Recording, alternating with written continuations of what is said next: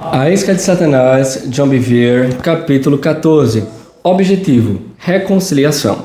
Mateus 5, 21 e 24 fala: Ouviste o que foi dito aos antigos: não matarás, e quem matar estará sujeito a julgamento. Eu, porém, vos digo que todo aquele que se motivo se irar contra seu irmão estará sujeito a julgamento.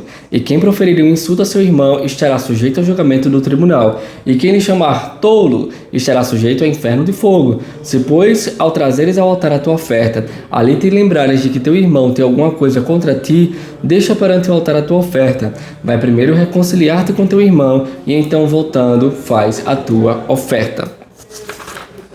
A palavra raca, que é o tolo, significa cabeça oca ou tolo. Era um termo de reprovação usado entre os judeus nos tempos de Cristo. Se essa ira chegar ao ponto em que ele chama seu irmão de tolo, ele corre o risco de ser lançado ao fogo do inferno. A palavra tolo ou insensato significa ateu. Diz insensato no seu coração, não a Deus, vê Salmos 14:1. Naqueles dias, chamar um irmão de tolo era uma acusação muito séria. Ninguém diria tal coisa a não ser que a raiva que essa pessoa alimentasse tivesse se transformado em ódio. Por que procuraríamos nos reconciliar com tanta urgência? Para o nosso bem ou para o bem do nosso irmão? Devemos fazer isso para o bem dele, a fim de podermos ser um catalisador para ajudá-lo a sair da ofensa. Ainda que não estejamos ofendidos com ele e o amor de Deus não permite que ele permaneça zangado, sem tentar estender a mão para ele em busca de uma restauração. Talvez não tenhamos feito nada de errado. Certo ou errado, não importa. É mais importante ajudarmos este irmão que tropeçou do que provar que estamos certos. Pedindo perdão àquele que foi ofendido. Romanos 14:19. Assim, pois, seguimos as coisas da paz e também as da edificação de uns para com os outros. Isto demonstra como devemos nos aproximar de uma pessoa a quem ofendemos. Se nos aproximarmos com a atitude de frustração, não promoveremos a paz. Só tornaremos as coisas difíceis para aquele que está magoado. Devemos manter uma atitude de buscar a paz através da humildade à custa do nosso orgulho. Esta é a única maneira de vermos a verdadeira reconciliação. Quando eu me defendo, isso só alimenta o fogo da ofensa. Aprendi a ouvir, a manter minha boca fechada até que eles tinham tudo o que tem para dizer. Quando você vai, ele está dizendo, quando eu ia para a pessoa para pedir perdão, para cessar com essa ofensa, eu esperava que eles falassem tudo o que tinha para dizer. Se eu não concordar, faço-a saber que respeito o que disseram e que irei repensar a minha atitude e minhas intenções. Depois digo que sinto muito por tê-las ofendido. Outras vezes, elas estão corretas na avaliação que fazem a meu respeito, então admito, você tem razão, peço que me perdoe. Mais uma vez, trata-se simplesmente de nos humilharmos para promover a reconciliação. Talvez tenha sido por isso que Jesus disse nos versículos seguintes: entre em acordo sem demora com teu adversário, enquanto estás com ele a caminho, para que o adversário não te entregue ao juiz, o juiz ao oficial de justiça, e sejas recolhido à prisão. Em verdade te digo que não sairás dali enquanto não pagares o último centavo. Mateus 5, 25, versículo 26. Uma pessoa submetida à sabedoria de Deus não tem medo de ceder ou de reconhecer o ponto de vista da outra pessoa, desde que isso não violente a verdade. Abandone aquele que o ofendeu.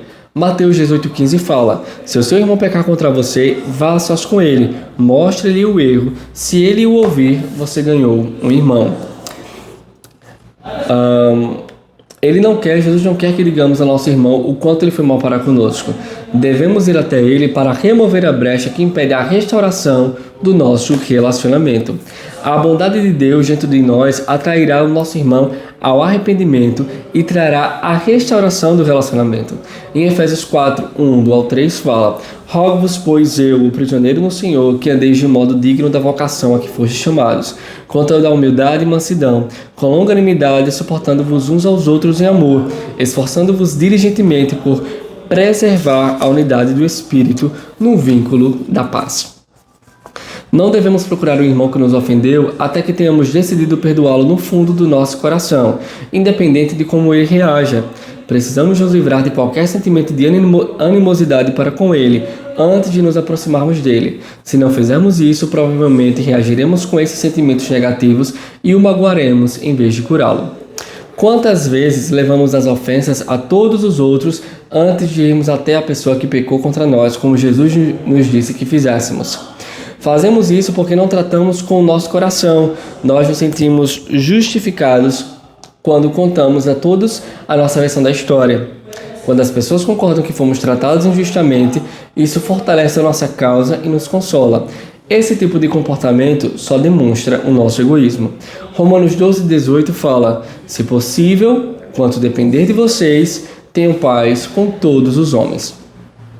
Ele diz, se possível, porque às vezes em que as pessoas se recusarão a fazer paz conosco, ou poderá haver pessoas cujas condições para a reconciliação comprometeria o nosso relacionamento com o Senhor.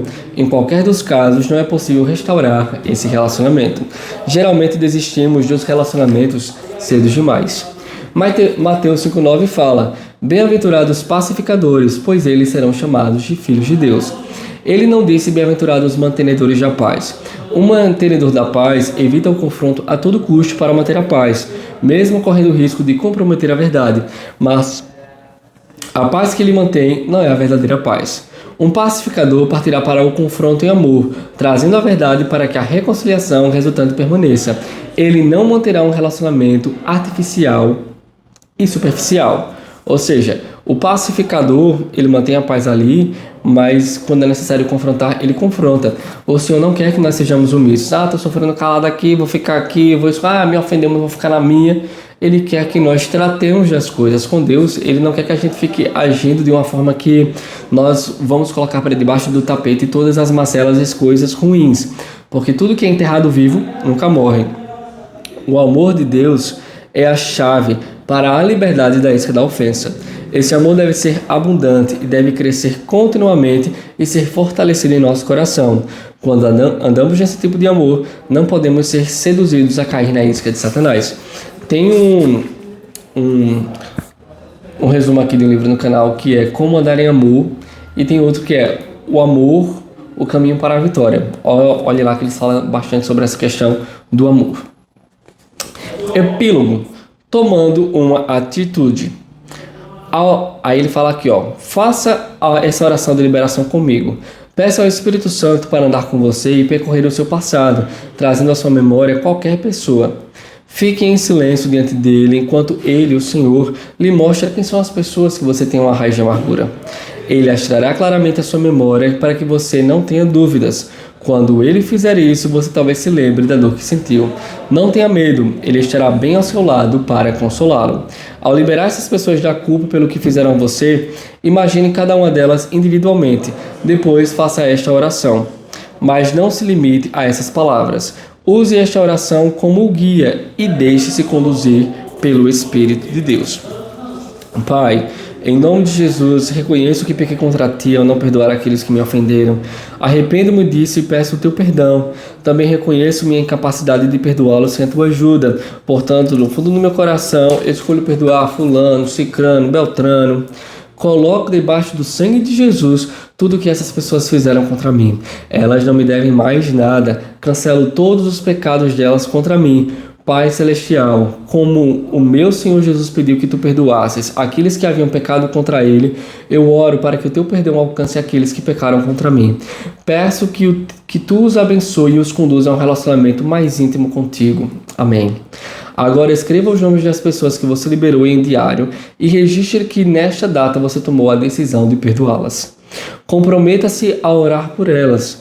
Caso os pensamentos continuem a bombardear a sua mente, expulse-os com palavras de Deus e declare a sua decisão de perdoar. Quando você souber que seu coração está forte e firme, vá até elas. Lembre-se de que você está indo com a finalidade de buscar a reconciliação para o bem delas e não para o seu próprio bem. E é isso aí, pessoal. Terminamos mais um livro, mais um resumo de um livro. E realmente esse livro ele é um desafio para todas aquelas pessoas que têm o hábito, de guardar amargura em seus corações, mas acredite que mediante a palavra revelada, a explicação e principalmente com a ajuda do Espírito Santo, nós podemos ficar livres dessa raiz, para que no nosso coração não seja um campo minado de morte e destruição, mas de alegria, vida e paz. E é isso aí, galera. Sejam abençoados na prática da palavra.